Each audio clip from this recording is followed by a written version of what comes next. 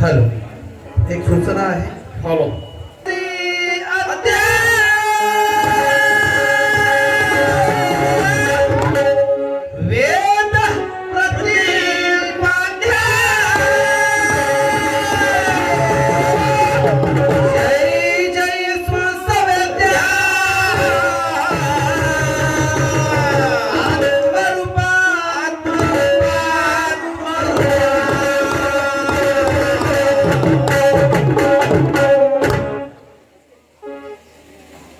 गजानन भजनी मंडळ मौजे इस्लापूर. गजानन भजनी मंडळ इस्लापूर आणि समस्त इस्लापूर ग्रामस्थांच्या वतीने या चातुर्मासात गेल्या बऱ्याच वर्षापासून चालत असलेला काकड आरतीचा सोहळा 20 वर्षापासून गजानन भजनी मंडळाचं आणि माझं प्रेमाचं नातं आहे. ज्यावेळेस भजन मी नोकरी लागण्याच्या पूर्वी प्रत्येक वर्षी फोन यायचा, पण त्याच्या अगोदर कुठला तरी कार्यक्रम राहायचा. नोकरीच्या नंतर दरवर्षी फोन यायचा, पण येणं शक्यच व्हायचं नाही.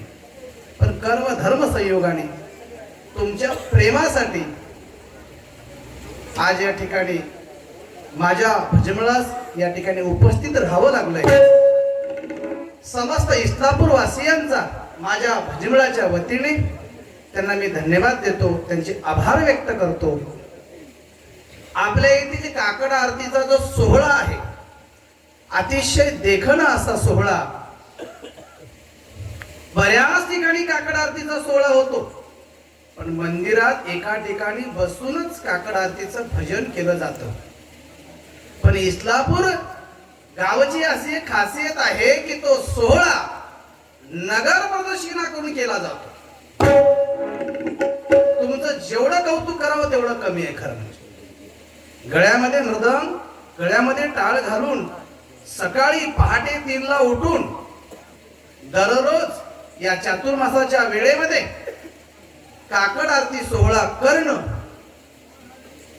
तसा हल्ली काकड आरती सोहळा, काकड आरतीचं भजन आता कमीच व्हायला लागलंय. लोकांना 8 शिवाय जाग यायला नाही, पहाटे 3ला उठायचं म्हणजे काय.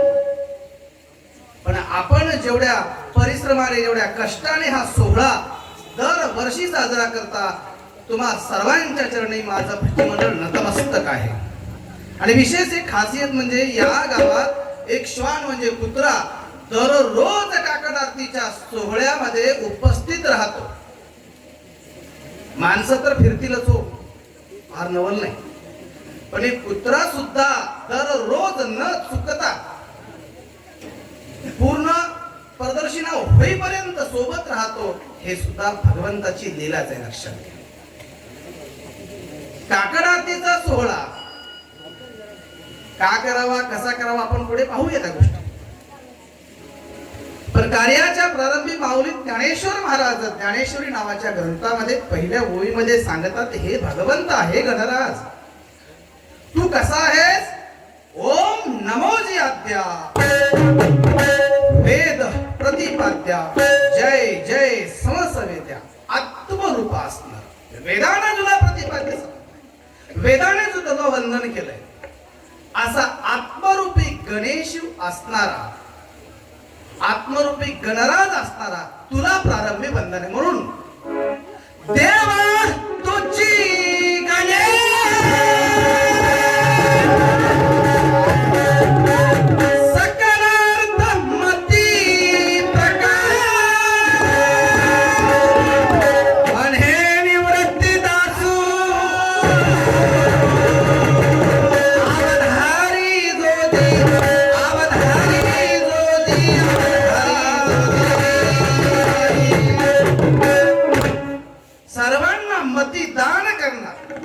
सर्वांना बुद्धीचं दान करणार तुझ्यापासून ओमकाराची निर्मिती आहे. ओमकाराच्या आरंभी तू आहेस, ओमकारातही तू आहेस आणि तुझ्यापासूनच ओमकार. असा तू गणराज असणारा 4, 6, 18 जण तुला वंदन करतात असा तू पूर्ण पुरुष आहेस. आणि म्हणून प्रारंभी तुला हे वंदन म्हणून पूर्ण पुरुषा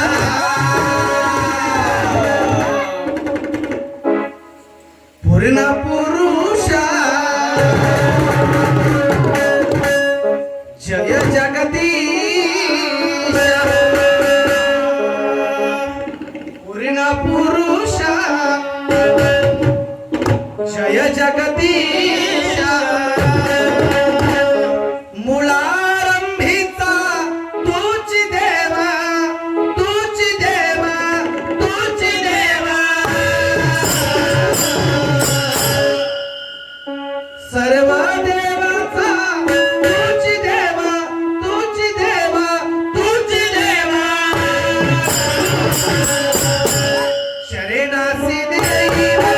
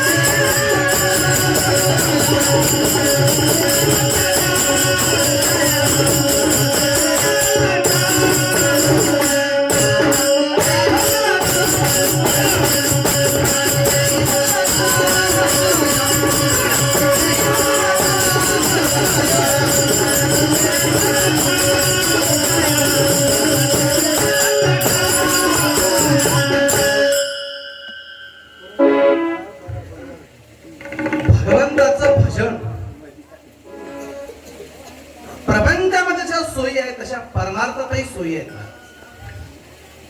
साधू संत महात्मे सांगतात 12 महिन्यातील 4 महिने तरी भगवंताच्या सानिध्यात राहावं, भजनात राहावं म्हणून चातुर्मास आहे. चातुर्मास आषाढ शुद्ध एकादशी पासून कार्तिक शुद्ध एकादशी पर्यंत हा 4 महिन्याचा चातुर्मास. आपलं 1 वर्ष म्हणजे देवाचा 1 दिवस असतो. एका वर्षात 12 महिने. आपला 1 वर्ष जेव्हा संपतो तेव्हा देवाचा 1 दिवस पूर्ण होतो. म्हणून आषाढी दक्षिणायन आणि उत्तरायण असे 2 आयन. थोडस शेती कोणतं मारले बघा.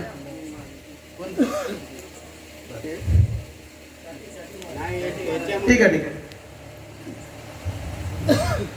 दक्षिणायनामध्ये देवाची रात्र सुरू होते अशी शास्त्र मान्यता आहे. आणि उत्तरायणाच्या आरंभापासून देवाचा दिवस सुरू होतो. आपल्या भाषेत सूर्योदय म्हणूया आणि रात्र आपण सूर्यास्तानंतर म्हणतो. आपलं 1 वर्ष देवाचा एक दिवस म्हणजे 24 तास. तिथं दिवस आणि रात्र दोन्ही आले. मग आषाढी एकादशी ही देव शैली एकादशी म्हटलं जातं. अर्थात दक्षिणायनामध्ये प्रवेश होतो आणि त्या दिवशी देव शैली एकादशी म्हणतात आणि कार्तिक एकादशी देव उठणी एकादशी म्हणतात किंवा प्रबोधनी एकादशी म्हणतात. आता 6 महिन्याचा दक्षिणायन, 6 महिन्याचा उत्तरायण. कुठलंही वाजू द्या, आता शांत बसा. मग आता 4 महिन्याचा चातुर्मास का? खरं म्हणजे दक्षिणायन म्हणजे 6 महिने झाले की रात्र संपावी. मग 2 महिने अगोदरच काकड आरती करण्याचा उद्देश काय? कबीरदासजी सुंदर दोहा करतात. पहिले प्रहर में सबही जागे, दूसरे प्रहर में भोगी, तीसरे प्रहर में चोर जागे, चौथे प्रहर में योगी. जे 8 प्रहर आहेत, दिवसाचे 4, रात्रीचे 4, मग 3 प्रहर 4 महिन्यात आणि उरलेले 2 महिने जे ब्रह्ममुहूर्त आहे दक्षिणायनाचा. देवाच्या बाबतीत विचार केला तर या मुहूर्तामध्ये साधू संत महात्मे तुम्हालाही उठवतात, सामान्य माणसालाही उठवतात आणि देवाला सुद्धा उठवतात. तत्वता पाहायला गेला देवा झोपतच नाही, पण लौकिक भावात हे दर्शन आहे. आणि म्हणून चातुर्मास भजन देवाचं करत असताना माणसाने 12 महिन्यापैकी 4 महिने तरी देवाचं भजन करावं म्हटलंय.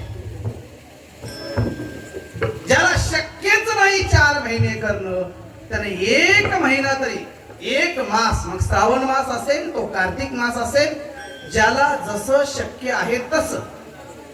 4 मास नसतील तर 1 मास तरी. पाठीमागे अजिबात बोलू नका. आता फक्त मी बोलणार आहे, तुम्ही ऐकणार आहात. तुम्हाला बोलायचं असेल माझ्याकडे या, तुमच्या महत्वाच्या गोष्टी मी ऐक. 4 महिने शक्य नसेल तर 1 महिना तरी देवाचं भजन करावं. ज्याला 1ही महिना शक्य नसेल ना, त्याने 15 दिवस तरी करावं. ज्याला 15 दिवसही शक्य नसेल ना, 1 सप्ताह म्हणजे 7 दिवस तरी देवाचं भजन करावं. ज्याला 7 दिवसही शक्य नसेल ना, त्याने 1 दिवस तरी देवाचं भजन करावं. ज्याला 1 दिवस शक्य नसेल ना, तरी त्याला 1 तास उरला खटवांग रायासी, भाग्य दशा कैची प्राप्त झाली. 1 दिवस नसेल, 1 तास तरी देवाचं भजन करा. ठीक आहे, पाठीमागे कोणी बघू नका, शांत बसा, तिकडं तिकडे मिटते बर काय. आपल्या बगल्यानं द्यायचं ना.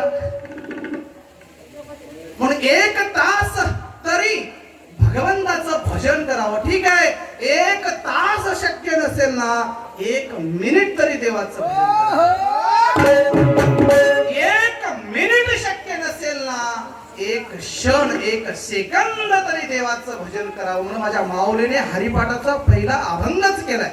देवाची द्वारी तेने मुक्ती चारी साध.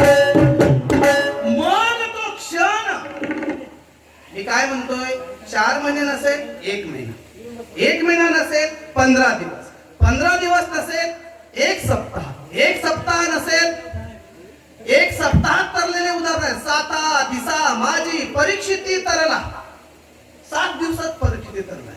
1 तासात खटवांगर या तरलाय. ठीक आहे, 7 दिवस नसेल 1 दिवस, 1 दिवस नसेल 1 तास, 1 तास नसेल 1 मिनिट, 1 मिनिट नसेल 1 क्षण तरी देवासाठी खर्च करा. देवासाठी. तो 1 क्षण फक्त देवाचा असावा. तो तुमच्या पत्नीचा नसावा, तो तुमच्या आईचा नसावा, वडिलाचा नसावा, भावाचा नसावा, भावकीचा नसावा, गावकीचा नसावा. तो असावा तर देवाचाच असावा.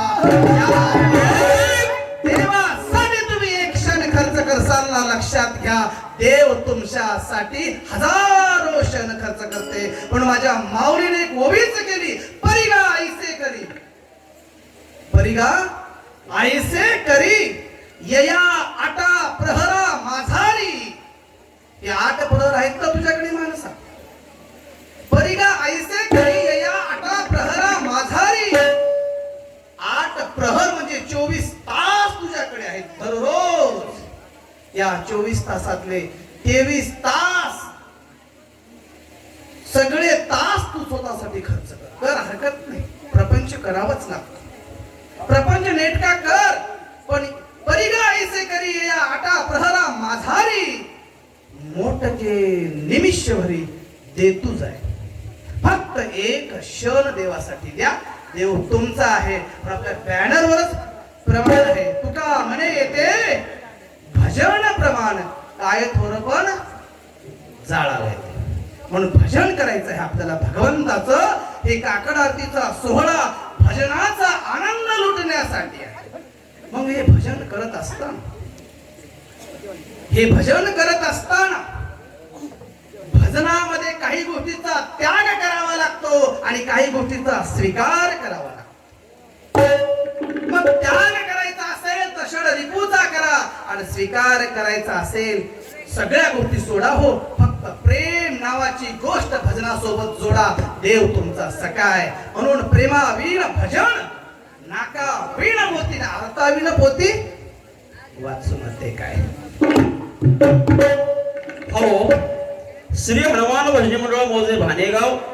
हे क्षण करत असताना, हे भजन करत असताना प्रेम तुमच्या सोबत असावं म्हणून आजच्या प्रसंगी मला माहिती आहे बऱ्याच दूरदूरून या ठिकाणी भजन ऐकण्यासाठी आपण आलेला आहात. म्हणून आपल्या कानाची, आपल्या चित्ताची, आपल्या मनाची, आपल्या हृदयाची आणि आपल्या बुद्धीची तृप्ती करणं हे आमचं कर्तव्य. आणि म्हणून आपण इथून गेल्यानंतर कोण याला बोलिलं होतं गड्या असं म्हणायची वेळ आमच्यावर येऊ नये. म्हणून आजच्या प्रसंगी भजन सोयरो, हो सोयरो, हो चष्मेवाले,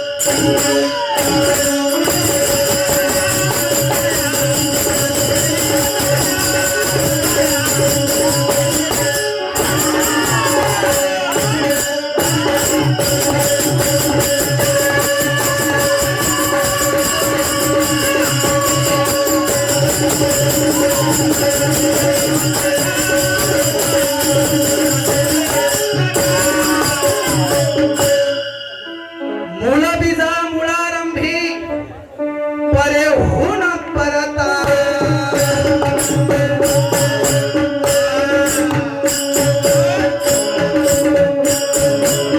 चराचर देही गेले समूळ दाता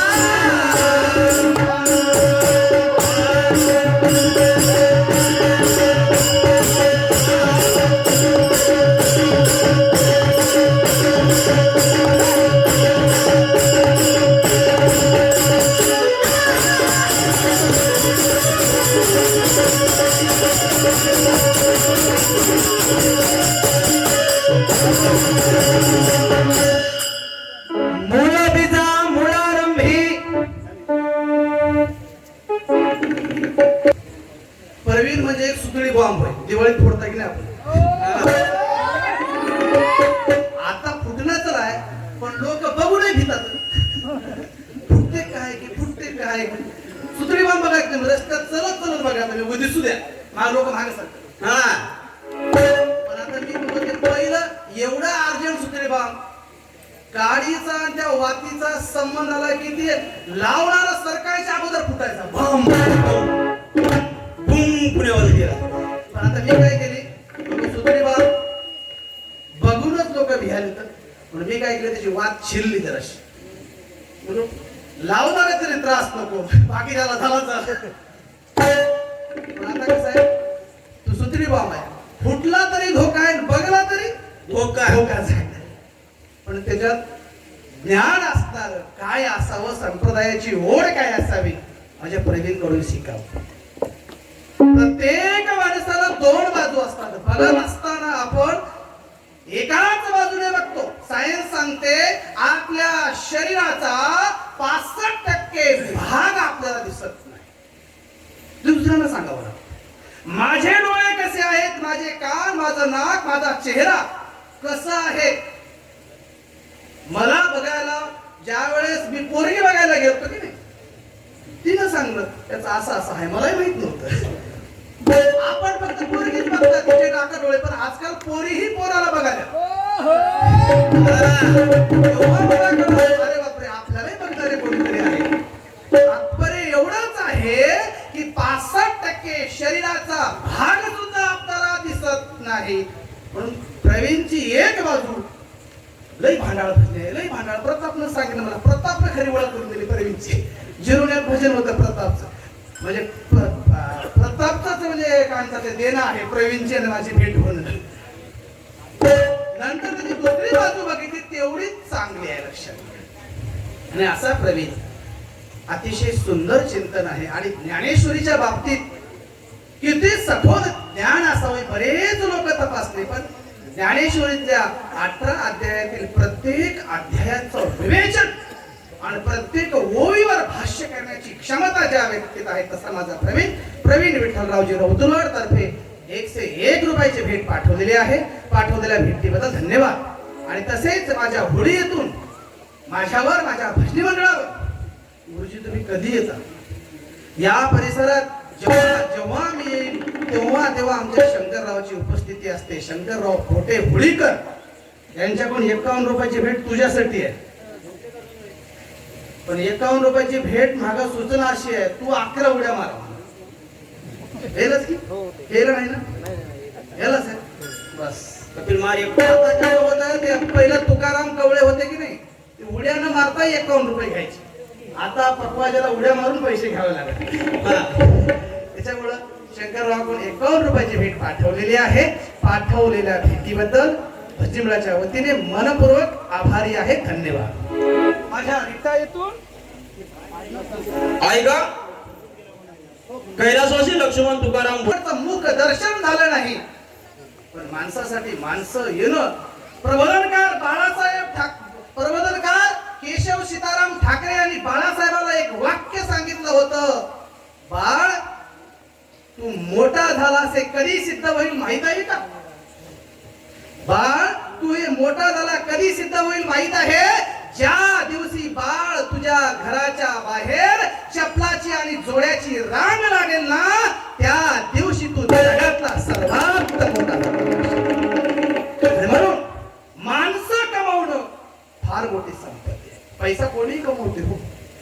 टिकत नाही पैसा. आणि ही संपत्ती आहे खरं म्हणजे. हे सुख आहे, समाधान आहे. आमचे किशनराव जे आलेवाड त्यांच्या ज्या ठिकाणी उपस्थिती आहे, तुम्ही येणं हेच आमचं भाग्य आहे. पैसे देणं दुसरं भाग्य आहे, कारण या भाग्याशिवाय ते भाग्य आहे ना. म्हणून आपण आलात, 51 रुपये दिलात, त्याबद्दल आपला मनस्वी आभारी आहे. धन्यवाद.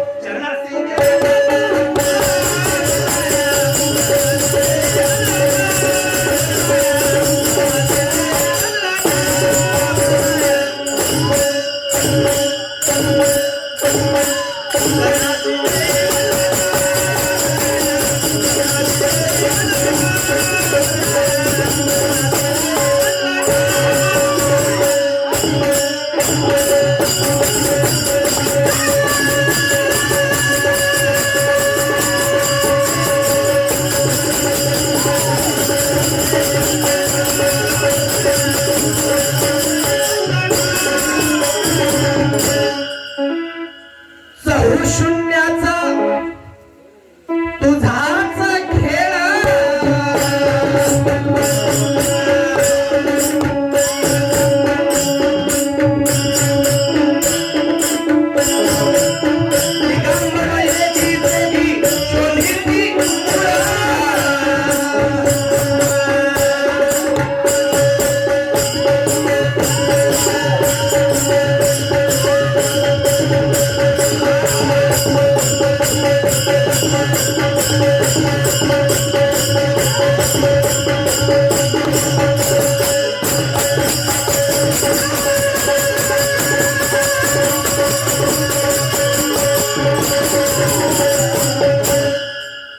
शून्याचा तुझाच खेळ,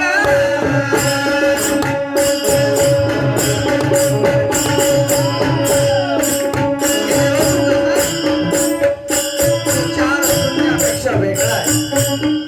4 शून्य निर्माण करणारा तूच. आद मग उर्दव निशून्याच्या पलीकडे तुझं ठिकाण आहे.